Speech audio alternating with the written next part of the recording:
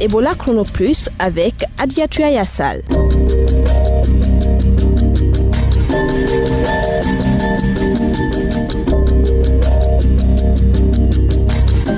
Bienvenue à tous, très ravi de vous retrouver pour ce nouveau numéro d'Ebola Chrono Plus. À Boké, formation en dialogue communautaire pour les survivants d'Ebola. Plus de détails dans un instant. Le préservatif est de moins en moins utilisé par les jeunes, on en parle dans cette émission. L'invité du jour, le docteur Tunkara Tierno Mamadou, médecin dermato-vénérologue, nous parlera des risques encourus en cas de rapport sexuel non protégé.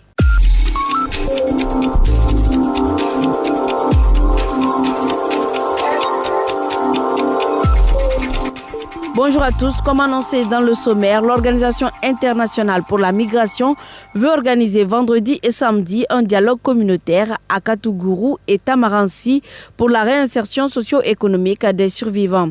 En prélude à ces deux journées, l'OIM a lancé ce lundi à Boké une formation en dialogue communautaire. Les survivants leaders d'opinion des localités concernées prennent part à cet atelier de 4 jours.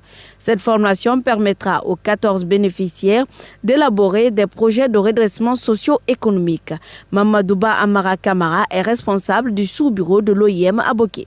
En fait, l'objectif, c'est l'appui socio-économique plus que social des survivants et les personnes affectées par la maladie à virus Ebola. Durant l'atelier, c'est pour expliquer à tous les participants comment ils doivent participer au développement de leur communauté, comment ils doivent se battre pour éliminer la stigmatisation des guéris d'Ebola et qu'ils leur expliquent. Eux aussi, comment ils doivent faire pour identifier les projets à caractère communautaire pour le bénéfice de leur communauté. Et OIM, dans son souci d'appuyer ces personnes, nous avons 2 volets par rapport à ce programme. Le premier volet, c'est le transfert d'argent aux personnes intéressées, mais aussi de développer les projets communautaires. Au compte de cette même journée, l'OIM a entamé dans la préfecture de Boké 7 autres formations axées cette fois-ci sur la surveillance à base communautaire. 600 agents de santé communautaire doivent être formés à cet effet. Ils seront déployés pour la remontée des alertes. On écoute à nouveau Mamadouba Amara Kamara. Tous les événements sanitaires ou à caractère social seront étudiés et remontés, que ce soit les décès multiples, les maladies étranges, les maladies fébriles, l'arrivée des étrangers d'une zone suspecte. Donc, dès après leur formation, nous allons les équiper. Chaque AC aura un vélo. En tout cas, tous les équipements lui permettant de travailler, de transmettre les informations en temps réel. Combien d'AC comptez-vous déployer par localité? Chaque secteur aura un AC, un agent de santé communautaire. Les plus grands secteurs auront 2 AC. Donc, tout ce qui se passera dans un secteur sera systématiquement remonté au niveau des postes de santé. Les postes de santé vont remonter au niveau du centre de santé remonte au niveau de la DPS. C'était Mamadouba Amara Kamara, responsable du sous-bureau de l'OIM à Boké. Il y a de plus en plus de cas de fièvre typhoïde à Zérékoré. Selon les estimations, au moins 8 patients sont reçus par jour à l'hôpital. Une situation qui s'expliquerait par le non-respect des mesures d'hygiène alimentaire. Un reportage de Mamadi De Kamara, notre collaborateur de Zérékoré. Boubacar est dans son lit de malade dans une clinique en face du commissariat urbain. Il souffre de la fièvre typhoïde. Il parle des débuts de sa maladie. Je souffre de la fièvre typhoïde. Au début, je sentais de la fièvre, des maux de tête, des douleurs abdominales et le réchauffement du corps. C'est ainsi que je suis venu ici.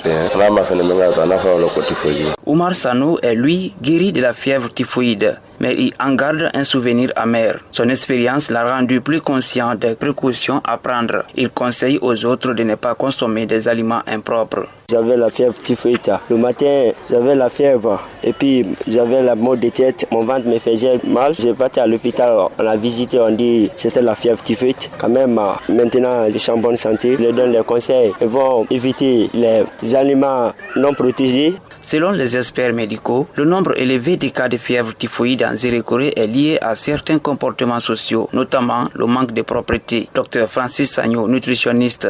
Cette maladie, généralement, c'est lié à l'alimentation et aussi au comportement social. C'est-à-dire, quand vous mangez des aliments à des périodes qui ne sont pas appropriées, ou alors vous ne vous lavez pas les mains ou vous utilisez de l'eau polluée. La fièvre typhoïde est une maladie grave. Si une personne atteinte n'est pas prise en charge à temps, elle peut avoir des complications graves et peut même tuer. C'était un reportage de Mamadi De Camara, notre collaborateur de Zérékoré. Au Nigeria, la fièvre de Lassa continue de faire des victimes. À la date du 3 février, 175 cas de fièvre de Lassa ont été répertoriés dans le pays avec un total de 101 morts. C'est ce qu'a annoncé le Centre national de contrôle des maladies. Sévissant de manière endémique au Nigeria, en Guinée, au Libéria et en Sierra Leone, la fièvre de Lassa est asymptomatique dans 80% des cas. Mais pour les autres, elle peut provoquer des atteintes graves, hémorragiques ou neurologiques. À rappeler que le premier cas suspect de cette nouvelle épidémie est apparu dans l'état de Bauchi, dans le nord du Nigeria, en novembre 2015. Ebola Chrono Plus, Alexis Collier, Ebola Chrono Plus, Gekedu, Asmao Diallo, Ebola Chrono Plus, Forekaria, Ba Mohamed, Ebola Chrono Plus, Dabola, Sidibé Kondé, Ebola Chrono Plus, Conakry, Mohamed Kouma, Ebola Chrono Plus, Seguiri. Suivez toute l'actualité dans votre bulletin d'information. De nos jours, il existe plusieurs méthodes de contraception, mais parmi ces contraceptifs, seul le préservatif protège à la fois contre les maladies sexuellement transmissibles et la grossesse non désirée. Malheureusement, peu de jeunes utilisent le condom. Sidibé Kondé. Des fois, il l'utilise. Des fois aussi, il ne le fait pas parce que moi, je me planifie. Comme cette adolescente, de nombreuses filles ne pensent pas à utiliser le préservatif lors des rapports intimes. Elles ont plutôt peur de tomber enceinte, ce qui fait qu'elles privilégient la contraception. Ce n'est pas bon. Moi, j'attache des amulettes autour de ma taille pour éviter une grossesse. Je ne veux pas que mon copain mette la capote parce que ça reste dans l'utérus de la femme et donc ce n'est pas bon. Même son de cloche chez cet étudiant qui n'aime pas le condom. Comme c'est de coutume, on dit qu'on ne mange pas la banane avec la peau. C'est une manière de dire qu'avec sans préservatif, on sent plus la tendresse du partenaire, voilà, qu'avec préservatif. Donc c'est pourquoi généralement il y a certaines filles ou même certains hommes aussi, pour sentir plus le partenaire, préfèrent aller comme ça, sans préservatif. L'infidélité et la crainte de contracter des infections sexuellement transmissibles amènent cet autre jeune à recourir au préservatif. Ça dépend.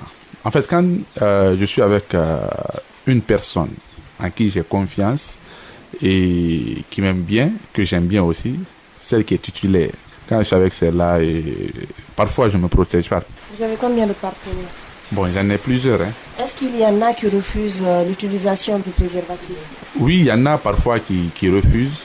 Mais bon, comme ce ne sont pas mes titulaires, donc je les oblige à utiliser le préservatif parce que je ne sais pas après avec qui rentre en contact. C'est à cause de cette crise de confiance entre garçons et filles que ce citoyen exige le condom avant de passer à l'acte. C'est la toute première règle. Chez moi, pas de rapport sans préservatif parce qu'il s'avère que je n'ai pas confiance en qui que ce soit. Donc je suis tout le temps protégé. Est-ce que vos partenaires acceptent cela? Souvent, il y a certaines qui n'acceptent pas, mais il s'avère qu'on arrive toujours à trouver un terrain d'entente et puis ça passe. Et c'est quoi ce terrain d'entente? Le port du préservatif en fin de compte. Malgré les sensibilisations faites dans les écoles sur le rôle du condom, les jeunes ne sont toujours pas unanimes sur son utilisation, ce qui explique la hausse du taux de jeunes infectés par le VIH-Sida. Sidibé Kondé, Ebola Chrono Plus, Conakry. Pour toutes vos questions sur Ebola ou la santé, appelez-nous au 624 19 78 64. Pause musicale avec Bassadio dans son titre Djerelele. Je vous propose donc de l'écouter et je vous retrouve juste après.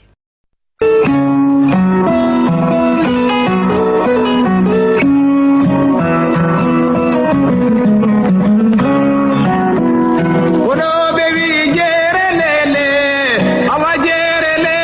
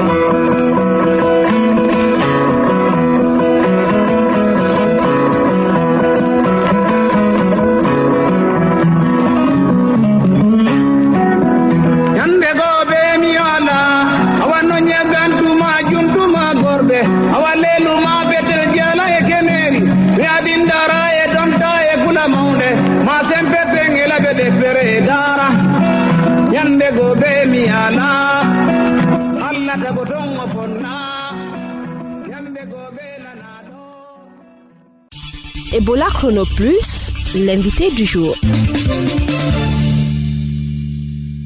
Selon les derniers chiffres de l'UNICEF, le nombre d'adolescents morts du sida a triplé depuis l'an 2000 dans le monde.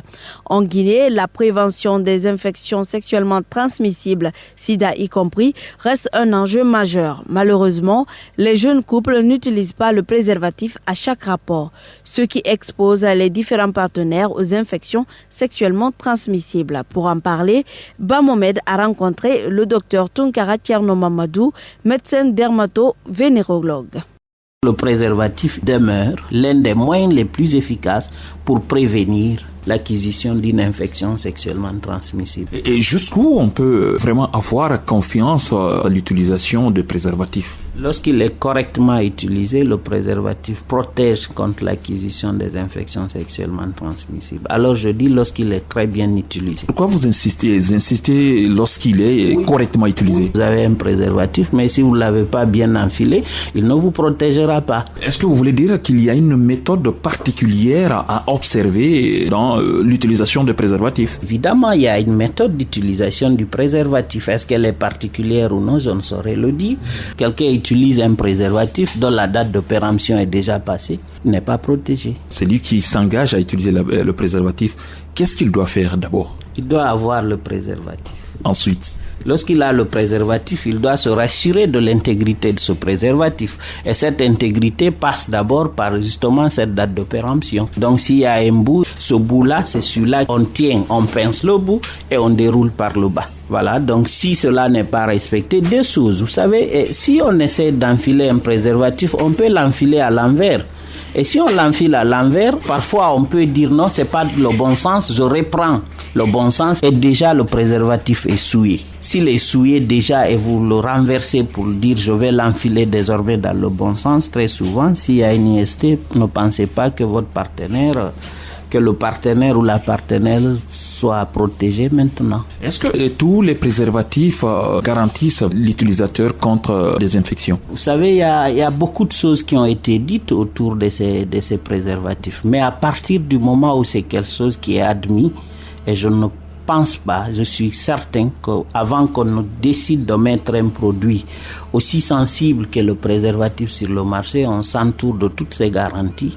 Donc oui, le préservatif, il préserve à condition que l'on respecte justement ces spécificités qui sont produites par le fabricant. Après avoir obtenu le préservatif, qu'est-ce qu'on fait? Un préservatif, on l'enfile lorsque celui qui l'enfile est en érection. Et on l'enlève lorsque l'érection n'a pas chuté. Et ça, déjà, c'est quelque chose d'extrêmement important à signaler. Et un préservatif, on ne l'ouvre jamais avec la bouche. Voilà, les dents ne sont pas faites pour ouvrir le préservatif parce que très souvent, il y a des encoches. Il y a des petites dents, si vous voulez. Et au niveau de l'emballage du préservatif, pour dire encore une fois, un préservatif, lorsque vous l'ouvrez, très souvent, il y a les différentes étapes qu'il faut respecter. Et je pense que ce serait important que chacun prête attention, en tout cas pour respecter ces différentes étapes, parce que si l'une d'entre elles n'est pas respectée, eh bien, cela pourrait compromettre l'intégrité du préservatif et au finish, bien entendu, ne pas donner l'objectif qui était souhaité. Docteur, certains ne sont pas partants pour des préservatifs en disant qu'en utilisant le préservatif, ils tirent moins de plaisir. Qu'est-ce que vous pouvez nous dire là pour toujours parler de l'utilisation efficace de préservatifs? C'est que le préservatif nous protège contre les infections sexuellement transmissibles puisque c'est d'elles que nous parlons. Mais encore une fois, ne jouons pas avec le risque. le préservatif demeure encore et moins très efficace pour la prévention de ces infections sexuellement transmissibles. Et à partir du moment où ça protège, le seul message que nous avons à prodiguer à tous vos auditeurs, c'est d'utiliser le préservatif lorsque cela trouve une indication. C'était le docteur Tunkara Tierno Mamadou, médecin dermato-vénérologue. Ebola Chrono Plus, à vous la parole. À présent, place aux questions des auditeurs avec Asmaou Diallo. Bonjour.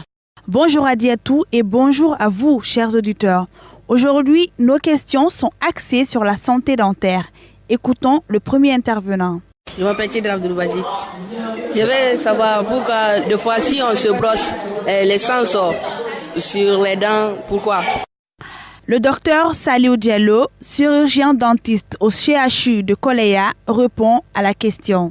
Quand on se brosse les dents et qu'on constate un saignement, c'est généralement lié soit à des poches parodontales, c'est-à-dire, vous savez, cette gencive-là qui recouvre les dents, c'est ce qui soutient les dents dans l'os.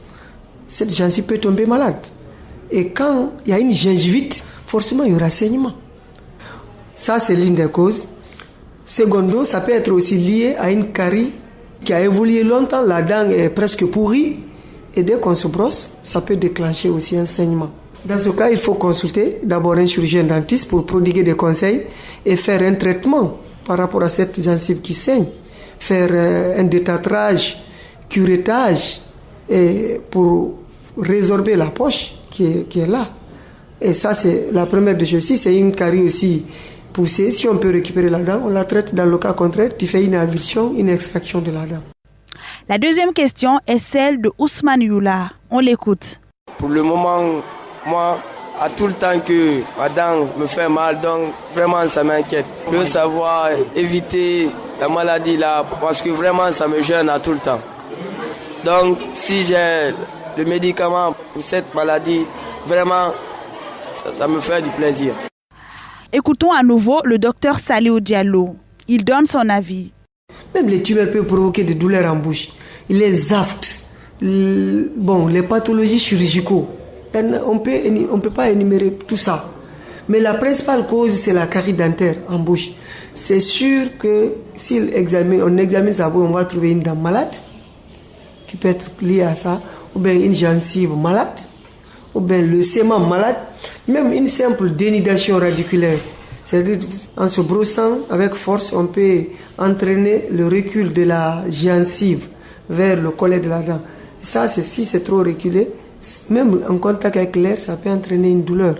Donc, la première des choses que je vais lui prodiguer comme conseil, c'est de venir voir le chirurgien dentiste. L'intéressé va voir, il va lui dire la cause. C'était le docteur Saliou Diallo, chirurgien dentiste au CHU de Koleya. Merci à Abdul Mazid et à Ousmane Youla pour ces bonnes questions. Vous aussi, faites de même. Posez-nous des questions sur tous vos problèmes de santé. Appelez-nous donc au 624 19 78 64 et nous ferons le devoir de vous répondre. Merci, au revoir. Merci Asmaou. Ebola Chrono Plus, c'est tout pour aujourd'hui. La rédaction en chef était assurée par Afio Amata, la technique par Cabinet Sano et la présentation par Adiatou Ayassal. Merci de votre attention et à bientôt pour un nouveau numéro d'Ebola Chrono Plus.